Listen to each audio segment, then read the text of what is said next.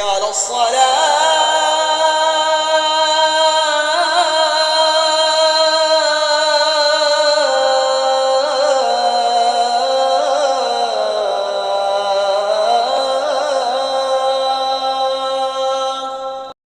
তারপরে মানুষকে একদম সর্বশেষ ওই পর্যায়ে নিয়ে চলে যায়। শয়তান পৃথিবীতে দুটো জিনিস এস্টাবলিশ করার চেষ্টা করে। Number 1, family friction. কারণ জান্নাতের সবচেয়ে বড় সুধা, প্রথম টেস্ট দুনিয়াতে হচ্ছে বিয়ে। আল্লাহ তাআলা আদমকে দিয়ে বলেছেন উসকুন আনতা ওয়া যাওজুকাল জান্নাহ, তুমি তোমার স্ত্রীকে নিয়ে বসবাস করো। জান্নাতের সব টেস্টের প্রথম টেস্ট দুনিয়াতে আছে বিয়ে। এটাকে ভাঙায় আগে। যখন এটা ভাঙায়, শেষ পর্যন্ত তাকে একদম ওই পর্যায়ে নিয়ে চলে যায় যেটা আল্লাহ সবচেয়ে বেশি ঘৃণা করেন, যেটা সবচেয়ে নিষেধ করেছেন। বর্তমান সময়ে যে অবস্থাটা আপনারা জানেন, আমি এত উল্লেখ করে বলতে চাচ্ছি না, বাট এটা ইটস নিড টু স্টপ। এটা স্টপ হওয়া দরকার। স্টপ হওয়ার জন্য প্রথম যে জিনিসটা দরকার, you need to come back to the Quran. আপনাকে কোরআনের দিকে ফিরে আসতে হবে। আমরা আজকে কোরআন থেকে টু ফার অ্যাওয়ে, অনেক দূরে আছি। কোরআন পড়লে সওয়াব, শুনলে সওয়াব, দেখলে সওয়াব, টানলে সওয়াব, সবকিছুতে সওয়াব, বাট না বুঝলে কি? কোরআন বলেছে আপনাকে ডান দিকে যেতে, আপনি জানলেন না যে ডান দিকে যেতে বলেছে, আপনি যাবেন কোন দিকে? 40টা বছর পার করে ফেলেছে জীবনের, 50 বছর পার করে ফেলেছি, এখনো জানি না যে এখানে কি বলা আছে, ওখানে কি বলা আছে। আল্লাহ এটা জানি, আল্লাহর কথা, তাই না? আল্লাহ বলেছেনটা কি ভাই? কথা শুনছেন, তা কথাটা কি? একটু মনে জাগে না যে আমি একটু বুঝি কি এখানে আছে? যদি নাই বুঝতে পারলেন, what is the value to come to this দুনিয়া? এখানে এসে লাভটা কি? আমার কি সময় শেষ হয়ে গেছে?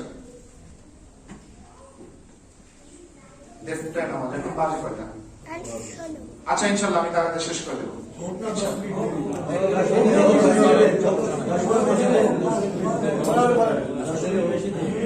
আপনাদের সাথে তো দেখা হবে না আমার, আল্লাহ তাআলা কবে আনেন কোনো ঠিক নাই। একটু 5 মিনিট আমি একটু বলি, আর 5-10 মিনিট ইনশাআল্লাহ শেষ করে দেব। জানি কষ্ট হচ্ছে আপনাদের। আলহামদুলিল্লাহ, মাশাআল্লাহ, কোনো অসুবিধা নেই, বাচ্চা থাকো। বাচ্চা যদি আপনাদের অ্যালার্জি হয়, তাহলে আর 5 বছর পরে মসজিদে মুসল্লি থাকবে না। মসজিদে বাচ্চারা থাকবে, কান্নাকাটি থাকবে, এটাই নিয়ম। বাচ্চাদেরকে মারবেন না, বাচ্চাদেরকে বের করে দিবেন না, প্লিজ। আজকে যদি বাচ্চারা না আসা শুরু করে মসজিদে, তাহলে আজ 5-10 বছর পরে আর মসজিদে মুসল্লি খুঁজে পাবেন না। আল্লাহ, আমি যে মসজিদে খুতবা দেই আমেরিকার টেক্সাসে, ওখানে আমাদের রেগুলার যে ইমাম সাহেব মাগরিবের নামাজ সেজদা দেয়, ওনার ঘাড়ের উপরে ওনার 2 মেয়ে দাঁড়ায় থাকে। উনি অনেক কষ্টে নামায় রেখে তারপর উঠে দাঁড়ায়। এরকম একদিন যদি ইমাম করে, তার চাকরি আপনারা রাখবেন না। বাট দ্যাটস নট, এটা হওয়া উচিত না। বাচ্চাদের নিয়ে আসবেন ভাই, বাচ্চাদেরকে মসজিদমুখী করেন, তা না হলে এই দেশ থেকে ইসলাম শেষ হয়ে যাবে। এবং বাচ্চাদেরকে মারবেন না। এখানে বাচ্চাদেরকে আপনারা ঠাস ঠাস করে চড় মারেন, ব্যথা নিয়ে চলে যায়, এবং বাচ্চাটা আর রিটার্ন করবে না মসজিদে। বাচ্চাদেরকে বরঞ্চ আপনার পকেটে 2টা চকলেট রাখেন, তাকে ইনকারেজ করেন। যে কোনো বাচ্চা আসার সাথে সাথে তাকে 2টো চকলেট দিয়ে বলেন যে বাবা থ্যাংক ইউ। এটা আপনাদের করা উচিত, নৈতিক দায়িত্ব। তা না হলে একদিন আমরাই কষ্ট পাবো। আমাদের ছেলে মেয়েরা আজকে চলে যায় আর আমাদের খোঁজ নেয় না, যার কারণে আমরা অসহায়ত্বের মধ্যে পড়ে একাকিত্ব, যেটাকে বলে কমপ্লিট কোড অফ লাইফ, আপনার লাইফের সমস্ত কিছু ওখানে আছে। তাহলে আমরা ওটা নিতে পারছি না কেন? আমি কি জানি সকালে কিভাবে চালাতে হবে আমাকে?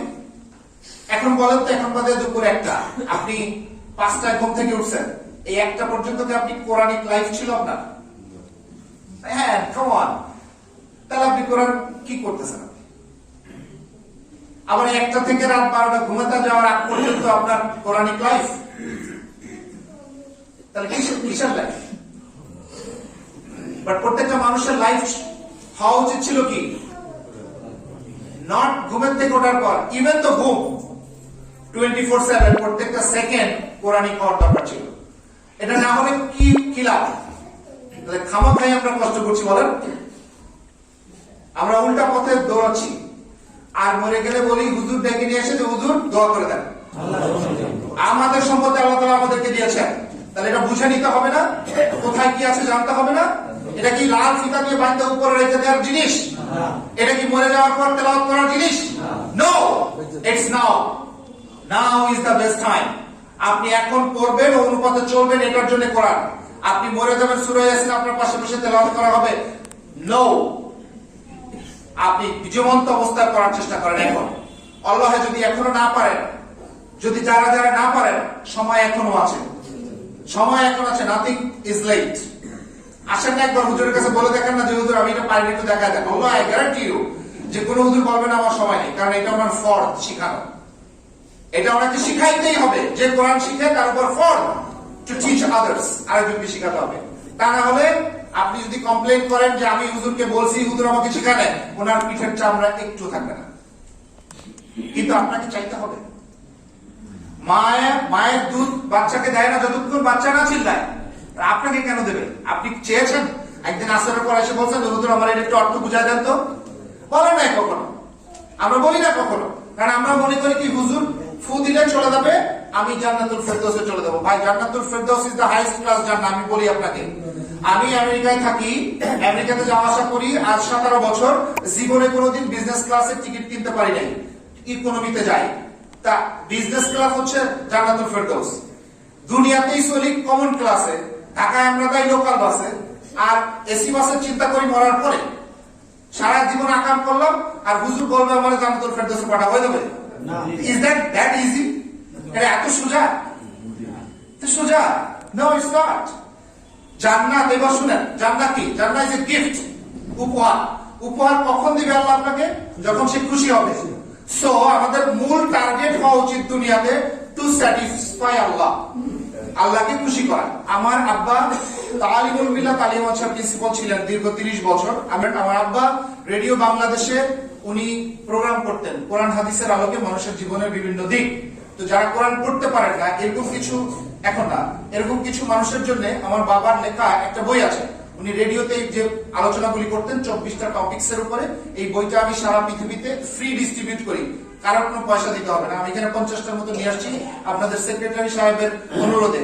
উনি আমার বাবা ওনার বন্ধু ছিলেন, সেই জন্য আপনাদের কয়েকজনের জন্য দেওয়া সম্ভব হবে ওনার হাত থেকে ইনশাআল্লাহ।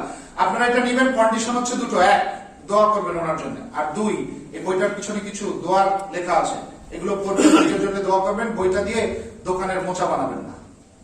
আশা করছি আপনাদের কাজে লাগবে ইনশাআল্লাহ। আসসালামু আলাইকুম ওয়া রাহমাতুল্লাহি ওয়া বারাকাতুহু। রব্বির হামহুমা কামা রব্বায়ানি সগীরা।